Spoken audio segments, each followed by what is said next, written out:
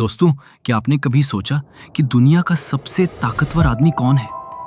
या फिर ये कि दुनिया की सबसे ताकतवर कंपनी कौन सी है? नहीं, अब उसे गैस नहीं कर पाएंगे आप, तो शायद उसके बारे में जानते तक नहीं होंगे।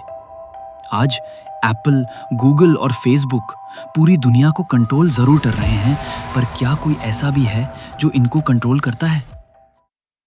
आपने हमेशा के बाद सुनी होगी कि दुनिया में कुछ लोगों के पास इतने पैसे होते हैं कि दुनिया में तेजी हो या फिर मंदी, उन्हें कोई फर्क नहीं पड़ता, वो कमाते रहते हैं। लेकिन क्या आपने कभी सोचा कि आखिर कौन है वो कुछ लोग?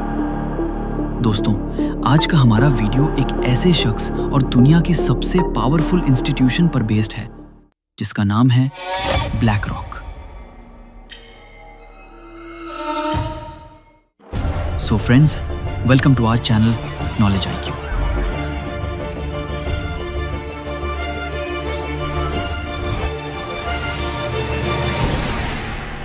और ये आज के अपने इस वीडियो को शुरू करते हैं। दोस्तों, आपको क्या लगता है ये ब्लैक रॉक कोई स्टोन है? देखिए, सुनने में तो ऐसे ही लगता है, पर एक ऐसी कंपनी है जो सच में पत्थर से कम नहीं, यानी कि जिसे लाना उतना ही कठिन है जितना कि किसी माउंटेन को। अब आप ये भी सोच रहे होंगे कि जब ब्लैक रॉक एक कंपनी है तो कोई ना कोई सर्व तो करता ही होगा। ब्लैक रॉक एक एसेट मैनेजमेंट कंपनी है और इसके ओनर का नाम है लैरी फिंक। अगर आप इस कंपनी की नेट वर्थ को देखेंगे तो शायद थोड़ा हैरान जरूर होंगे। ब्लैक रॉक के नेट वर्थ से 9.3 ट्रिलियन, जी हाँ 9.3 ट्रिलियन, आप सारे लोग कैलकुलेट कर लीजिए, और 9 ट्रिलियन में कितने जीरो होते हैं ये भी हमें कमेंट बॉक्स में जरूर लिखिए। 9.3 ट्रिलियन कितना होता है? अगर इसे आसान भाषा में समझने की कोशिश करें तो इंडिया की जीडीपी के 3 गुना और यूएस की जीडीपी के आधी इस कंपनी की अकेले वर्थ है। दोस्तों के पास तो इतना पैसा है कि अंबानी और अदानी की कंपनी को सुबह खरीदकर शाम को बेच दे। फिर सवाल ये कि आखिर इनके पास इतना पैसा आया कहां से और ये कंपनी करती क्या है? लैरी फिंक, जो वैसे तो पॉलिटिकल साइंस के स्टूडेंट रहे हैं, और यही से पॉलिटिक्स और इकोनॉमिक्स का एक ऐसा संगम हुआ जिसे लैरी फिंक को जो रिजल्ट मिला वो सबके लिए चौंकाने वाला है। दोस्तों, लैरी ने अपना शुरुआत के दिनों में बॉस्टन फर्स्ट नाम की कंपनी को ज्वाइन किया और देखते देखते उसे कंपनी के हेड बन गए। हेड बनते हुए उन्होंने इस कंपनी को $1 बिलियन का फायदा दिया और तब उनकी जमकर वाह वाह होने लगी। लेकिन दोस्तों, समय का चक्रा कुछ ऐसा बदला कि उनकी वजह से कंपनी को $8 बिलियन का नुकसान हो गया। अब बात तो आप भी जानते हो कि जब आप कुछ अच्छा करते हो तो आपको एप्रिसिएशन भले ही लिमिटेड मिले, लेकिन जैसे ही आपसे कोई गलती होती है आपको देर सर क्रिटिसिज्म झेलना पड़ता है, और यही हमारी सोसाइटी का दस्तूर है। लैरी को कंपनी छोड़कर जाना पड़ा और यही उनकी लाइफ का टर्निंग पॉइंट बना। दरअसल उन्हें अपने जैसे सोच का एक आदमी मिला जो कि मालिनी था, और उसने लैरी को मौका दिया। उसने लैरी को $5 मिलियन की क्रेडिट दी। इन्वेस्टमेंट की कंपनी ब्लैकस्टोन में काम करना शुरू कर दिया। देखिए, तो शुरुआत के दिनों में कंपनी को अच्छा प्रॉफिट हुआ, लेकिन लैरी को उनके काम का तरीका पसंद नहीं आया और कुछ मतभेद के बाद उन्होंने कंपनी को छोड़ दिया। बात है 1994 की, जब लैरी अलग हो चुके थे और अपने पास अच्छा खासा पैसा बना रखा था। दोस्तों, यही सोच कंपनी की शुरुआत होती है, जिसका नाम है ब्लैक रॉक।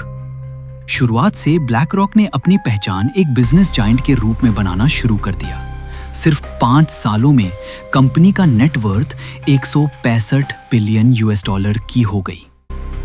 1999 में कंपनी ने NYSE पर अपना IPO लॉन्च किया और अपने आप को एक नई पहचान दी। दोस्तों, ब्लैक रॉक की जर्नी लगातार ऊपर ही उठ रही है, जहां तक कि जब 2008 में लीमन क्राइसिस हुआ, उस टाइम पर भी ऐसी कंपनी थी जिसने प्रॉफिट शो किया, और यही हाल कोविड क्राइसिस के दौरान भी रहा।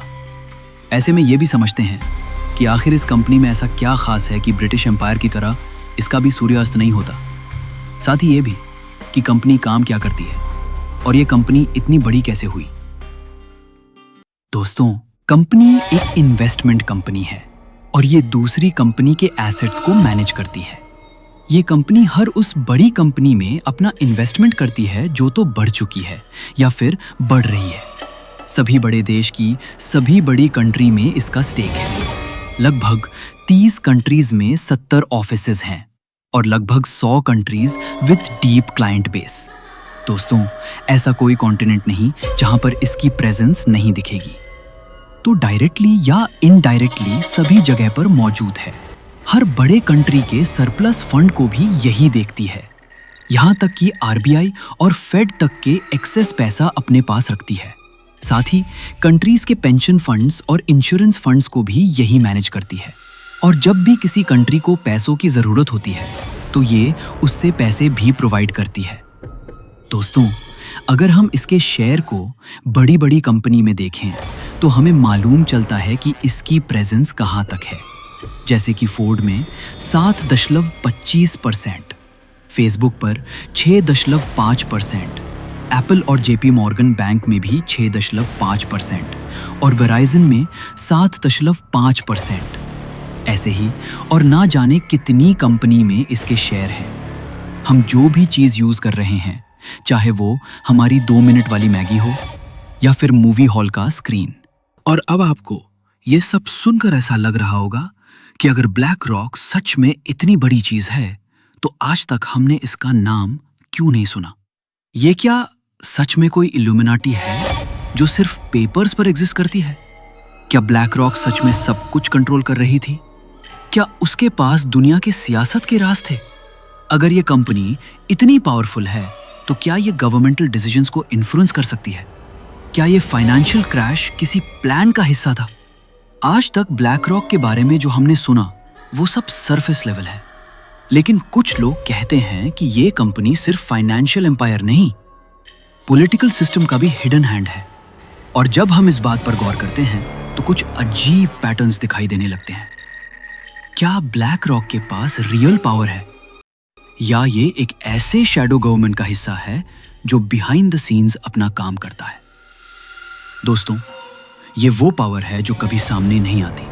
ये उन लोगों के बीच का राज है जो अपने कंट्रोल के लिए दुनिया को मैनिपुलेट करते हैं। आपको याद होगा कि 2008 में जब दुनिया भर में फाइनेंशियल क्राइसिस था, तब ब्लैक रॉक का रोल किस तरह से इमर्ज हुआ।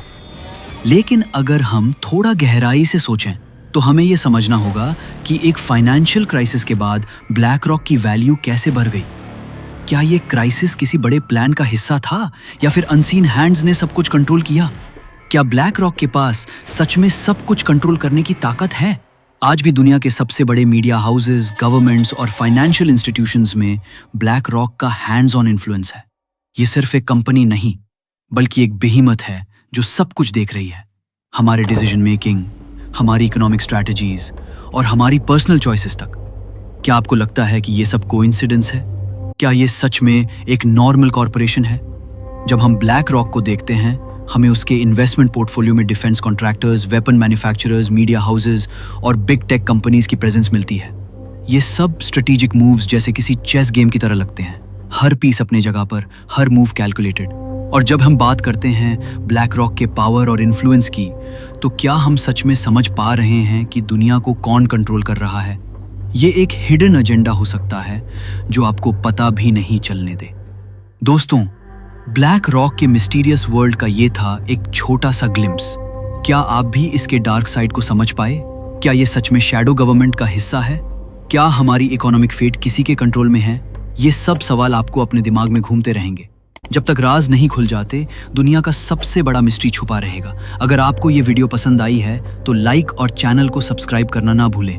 मिलते हैं अगले वीडियो में, तब तक के लिए गुड बाय।